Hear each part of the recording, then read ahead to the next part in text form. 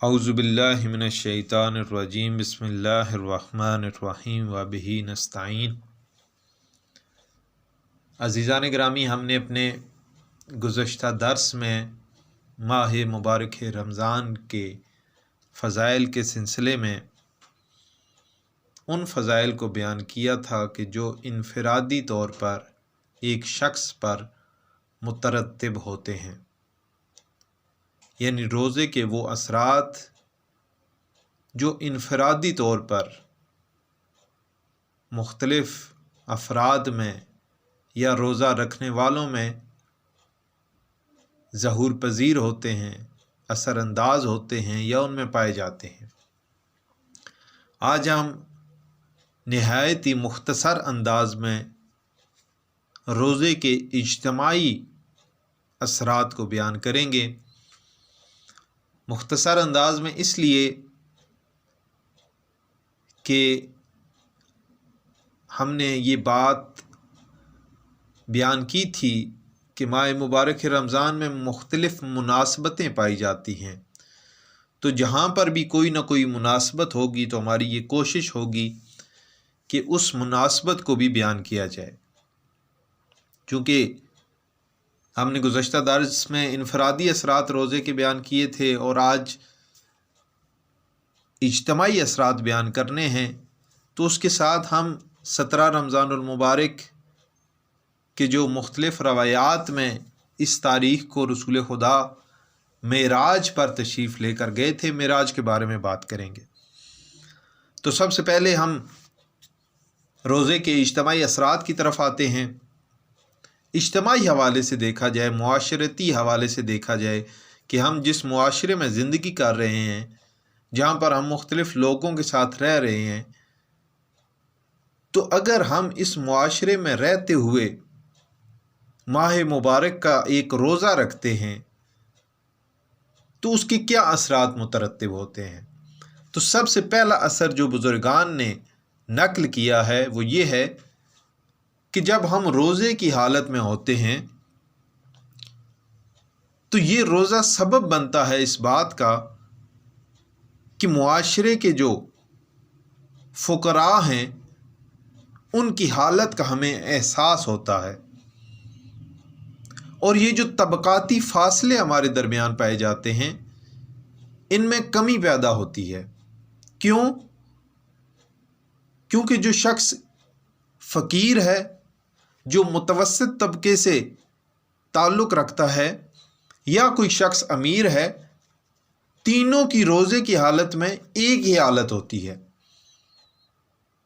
امیر شخص بھی اسی طرح بھوکا اور پیاسا ہے، اذان فجر سے لے کے اذان مغرب تک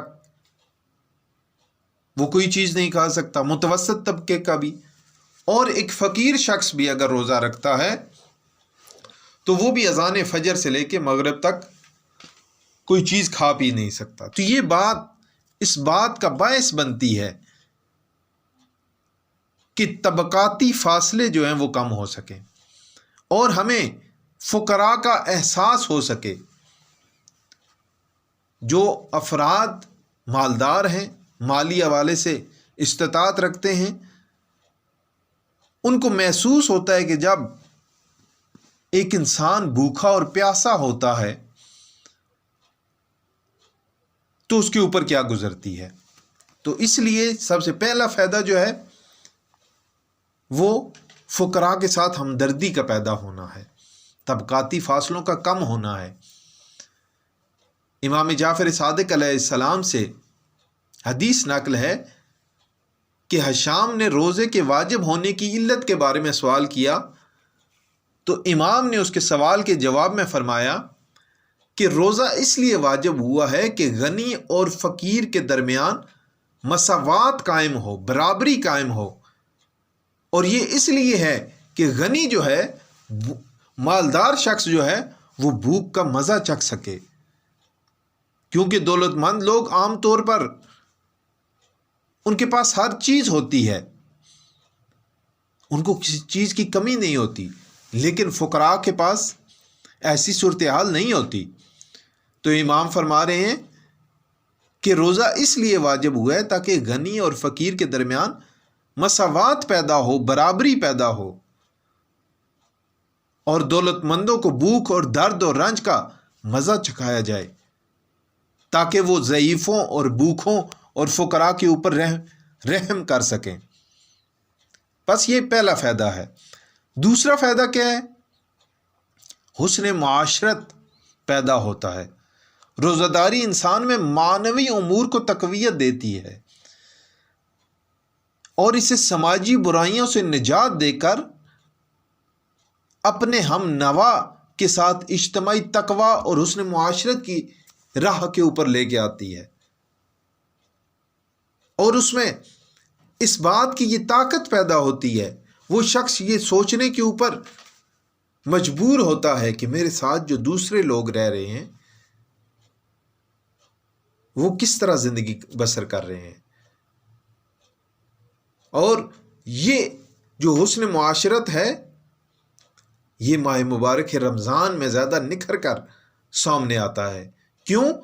اس لیے کہ اکثر لوگ روزہ دار ہوتے ہیں اور وہ روزے کی حالت میں دوسروں کے حالات کو بہتر درک کر سکتے ہیں۔ تو بس دوسری چیز جو ہے وہ حسن معاشرت ہے۔ تیسرا جو نقطہ ہے وہ ہے اجتماع میں اجتماعی حوالے سے معنویت کا پیدا ہونا اور سماجی برائیوں میں کمی ہونا۔ وہ اس لیے کہ روزہ اس بات کا باعث بنتا ہے کہ انسان میں تقوی کا جذبہ پیدا ہو، خدا کی طرف رغبت پیدا کرے، لوگوں کے لیے اس کے دل میں ہمدردی پیدا ہو، اور آہستہ آہستہ ماہ مبارک رمضان میں اس کی یہ جو اندرونی کیفیت ہے اس میں تقویت پیدا ہوتی ہے، کہ جس کی وجہ سے معاشرے کے ہر فرد کے اوپر یہ خصوصیات اثر انداز ہوتی ہیں۔ کیونکہ ہمارے معاشرے میں بعض لوگ ایسے ہیں کہ جو گناہوں کا سرچشمہ ہے، بہت زیادہ وہ اجتماعی امور میں یا اجتماعی حوالے سے گناہوں کا ارتکاب کرتے ہیں۔ تو اس حوالے سے روزہ ان لوگوں کو اس سے روکتا ہے، کہ جو اس بات کا باعث بنتا ہے کہ معاشرے میں فساد اور برائیوں میں کمی واقع ہو اور لوگ خدا کی طرف راغب ہوں، تقوی اختیار کریں۔ تو یہ مختصر طور پر ماہ مبارک رمضان کے اجتماعی فوائد تھے، اجتماعی اثرات تھے کہ جن کو بیان کیا گیا۔ عزیزان گرامی، آج ماہ مبارک رمضان کی 17 تاریخ ہے، اور یہ آنے والی رات جو ہے یہ وہ عظیم رات ہے کہ جس میں رسول خدا معراج پر گئے۔ رسول خدا کی مسجد اقصیٰ سے آسمانوں کی طرف سفر کرنے کو معراج کہا جاتا ہے۔ اسلامی منابع کے مطابق رسول خدا ایک رات مسجد الحرام سے مسجد الاقصیٰ گئے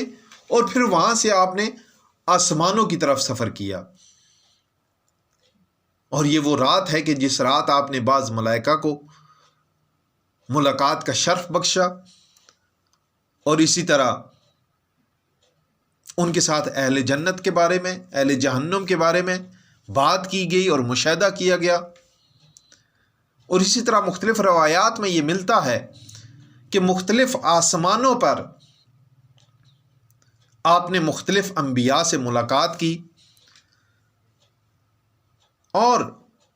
آخر میں خدا اور آپ کے درمیان جو گفتگو ہوئی اس کو حدیث معراج کہا جاتا ہے۔ معراج کا یہ واقعہ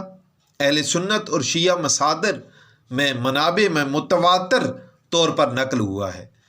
لیکن فرق یہ ہے کہ شیعہ اور اہل سنت منابع میں زمان کے بارے میں، مکان کے بارے میں، کتنی دفعہ معراج ہوئی، معراج کی کیفیت کیا تھی، اس کے بارے میں اختلاف پایا جاتا ہے، لیکن اصل معراج جو ہے وہ ثابت ہے۔ اور معراج کا یہ واقعہ قرآن کی سورہ اسراء اور سورہ نجم میں بیان کیا گیا ہے، اور اس کے زمان کے بارے میں کہ یہ واقعہ کس سال پیش آیا حضرت ابو طالب کی وفات سے پہلے یا بعد میں، اس بارے میں اختلاف ہے۔ علامہ طباطبائی کے مطابق مسلمانوں کا مشہور نظریہ یہ ہے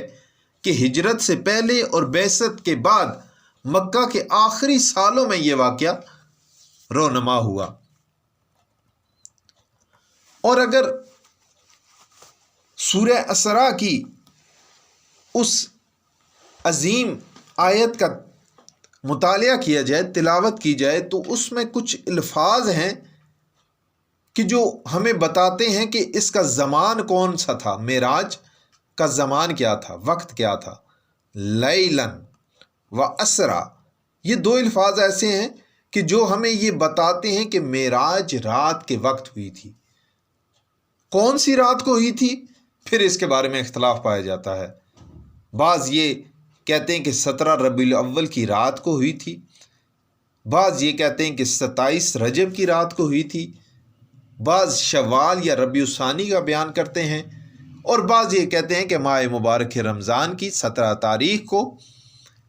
یعنی کہ 17ویں شب کو معراج کا واقعہ رونما ہوا۔ اور اس کا وقت کتنا تھا، دورانیہ کتنا تھا، تو اس بارے میں یعنی کہ یہ جو سفر تھا مکہ سے شروع ہوا، بیت المقدس، مسجد اقصی، وہاں سے آسمانوں کی طرف جانا، اور پھر آسمانوں سے واپس آنا، یہ کتنے وقت میں یہ ٹوٹل جو معراج کا واقعہ تھا یہ رونما ہوا۔ تو امام صادق علیہ السلام فرماتے ہیں کہ رسول خدا نے، تفسیر عیاشی سے یہ نقل کر رہا ہوں، کہ رسول خدا نے نماز عشاء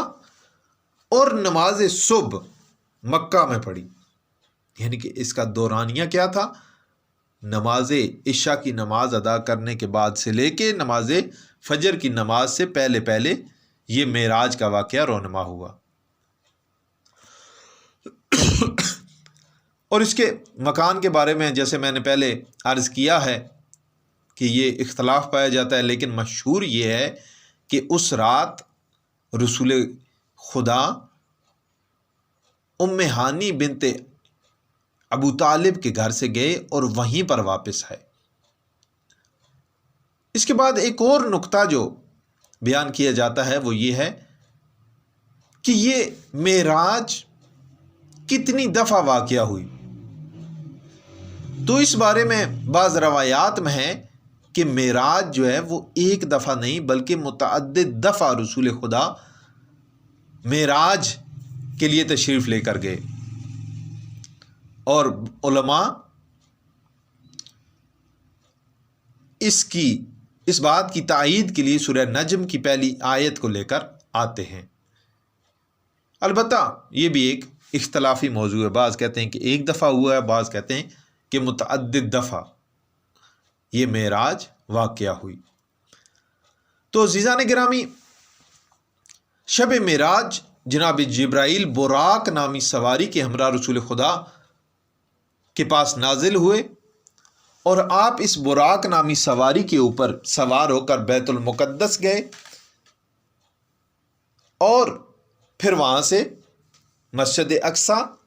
اور پھر آسمانوں کی طرف سفر کیا۔ اس سفر کے دوران یہ بھی نقل ہے کہ آپ مدینہ بھی تشریف لے کر گئے، مسجد کوفہ بھی گئے، کوہ طور کے اوپر بھی گئے، بیت اللحم حضرت عیسیٰ علیہ السلام کی جائے پیدائش وہاں پر بھی گئے۔ ان تمام مقامات پر آپ نے نماز پڑھی، پھر آپ مسجد اقصی میں وارد ہوئے، وہاں نماز پڑھی، اور پھر وہاں سے آپ آسمانوں کی طرف سفر کرتے ہیں۔ تو یہاں پر جو میں نے پہلے نقطہ عرض کیا کہ آپ نے مختلف انبیاء سے ملاقات کی، روایات میں ہے کہ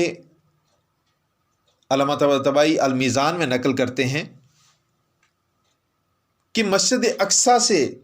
جب آپ پہلے آسمان کے اوپر پہنچے تو وہاں پر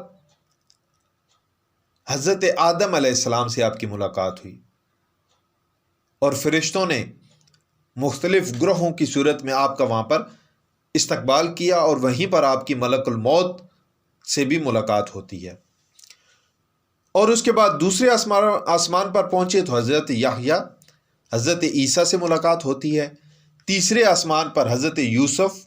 چوتھے آسمان پر حضرت ادریس، پانچویں آسمان پر حضرت ہارون، اور چھٹے آسمان پر حضرت موسیٰ سے آپ کی ملاقات ہوتی ہے۔ اور اس دوران جب آپ ساتویں آسمان پر پہنچتے ہیں تو وہاں پر جبرائیل یہ کہنے کے اوپر مجبور ہو جاتے ہیں کہ اے حبیب خدا، یہ وہ مقام ہے کہ جہاں سے آگے مجھے جانے کی اجازت نہیں ہے، اگر میں ذرہ برابر بھی یہاں سے آگے بڑھوں تو میرے پر جل جائیں گے۔ اس مقام سے بعد آپ کی عرش معلیٰ پر خدا کے ساتھ گفتگو ہوتی ہے۔ بہت یہاں پر فضائل ہیں، خود رسول خدا کے بارے میں، علی مرتضیٰ کے بارے میں، اہل بیت کے بارے میں، ان تمام امور کے اوپر کس کے لہجے میں گفتگو ہوئی،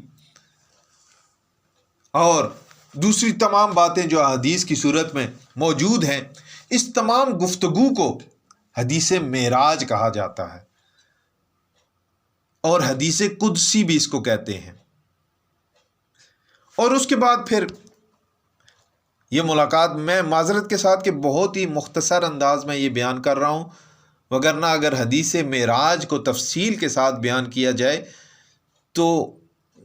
بہت زیادہ وقت چاہیے اس کو بیان کرنے کے لیے، کیونکہ پہلے آسمان، دوسرے، تیسرے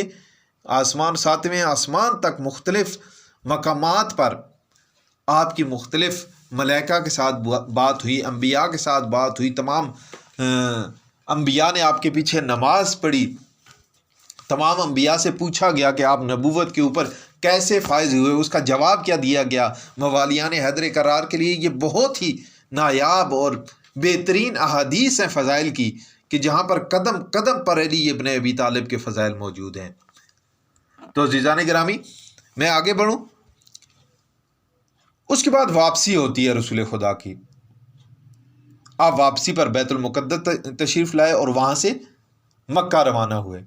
جہاں پر طلوع فجر سے پہلے پہلے آپ جناب ام ہانی کے گھر پہنچے۔ اور جب یہ معراج کا واقعہ مکہ کی عمومی محفلوں میں اس کا ذکر ہوا تو یہاں پر میں یہ آخری نقطہ بیان کروں گا۔ تو قریش کے جو لوگ تھے انہوں نے انکار کیا اس کا، وہ کہتے ہیں کہ محال ہے کہ معراج کا واقعہ رونما ہوا ہو۔ جب انہوں نے یہ بات کی کہ یہ واقعہ ایسا واقعہ رونما نہیں ہوا، تو ایک موقع پر انہوں نے رسول خدا سے یہ تقاضا کیا کہ اگر آپ اپنے قول میں سچے ہیں تو وہاں کی جو عمارتیں تھیں، وہاں کا جو نقشہ تھا بیت المقدس کا، وہ ہمیں بیان کریں۔ پیغمبر نے بیت المقدس کی خصوصیات بیان کی۔ جب وہ نقشہ، وہ عمارتیں، وہ خصوصیات بیان کر چکے تو قریش کے لوگوں نے پھر تقاضا کیا کہ بیت المقدس میں ہمارا ایک کاروان تجارت کے لیے گیا ہوا ہے، اس کے متعلق بتائیں۔ تو آپ نے فرمایا میں نے انہیں تنعیم کے مقام پر دیکھا تھا، اور خاکی رنگ کے اونٹ ان کے آگے چل رہے تھے، اور ان پر کچاوے بھی موجود تھے۔ اسی طرح آپ نے خبر دی کہ اس وقت وہ کاروان مکہ میں داخل ہو رہا ہے۔ ابھی یہ باتیں ہو رہی تھیں کہ کاروان، وہ جو تجارتی کاروان تھا، وہ مکہ میں داخل ہوا۔ تو عزیزان گرامی، یہ ایک بہت ہی مفصل مضمون ہے کہ جس کے اوپر بزرگان نے کتابیں لکھی ہیں، اور اگر آپ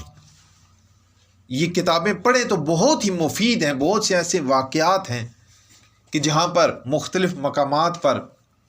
مختلف واقعات رونما ہوئے اور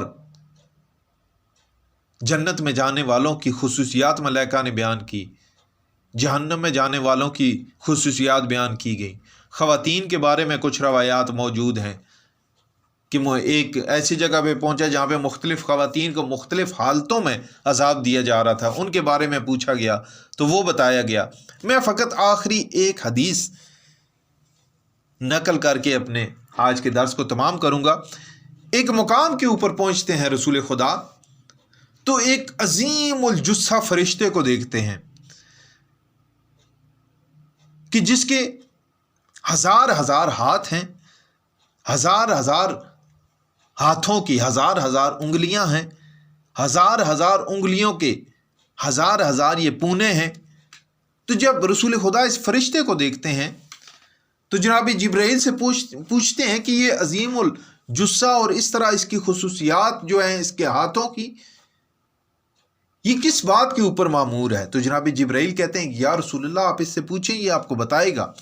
جناب رسول خدا پوچھتے ہیں تو وہ کہتا ہے کہ یا رسول اللہ، خداوند عالم نے مجھے یہ جو ہزار ہزار ہاتھ اور ہزار ہزار ہاتھ کی ہزار ہزار انگلیاں اور ہزار ہزار انگلیوں میں یہ جو 3 حصے ہوتے ہیں، یہ بھی ہزار ہزار کی تعداد میں ہیں، یہ مجھے خداوند عالم نے اس لیے اس طرح خلق کیا ہے کہ میں روز اول سے لے کر آج تک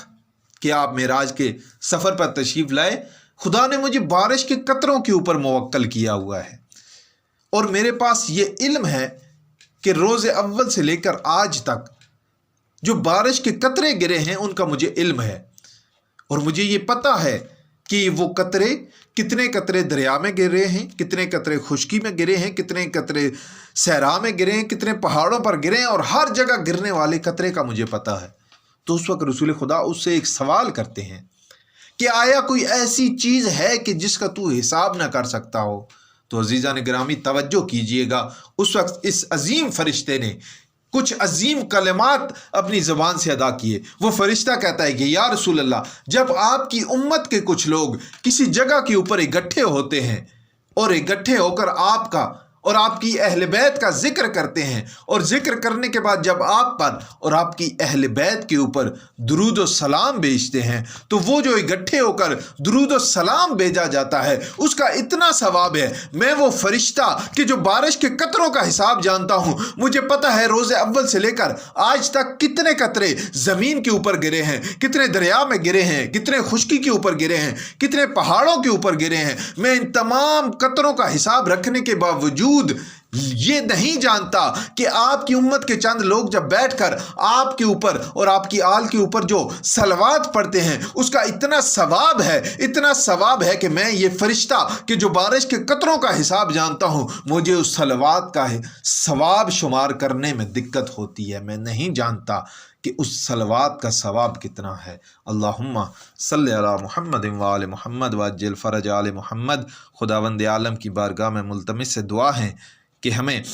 ہمیشہ محمد و آل محمد کے اوپر درود و سلام اور صلوات پڑھنے کی توفیق عطا فرمائے، اور اس ماہ مبارک کے عظیم ایام سے اور مبارک راتوں سے احسن طریقے سے استفادہ کرنے کی توفیق عطا فرمائے۔ والسلام علیکم ورحمۃ اللہ۔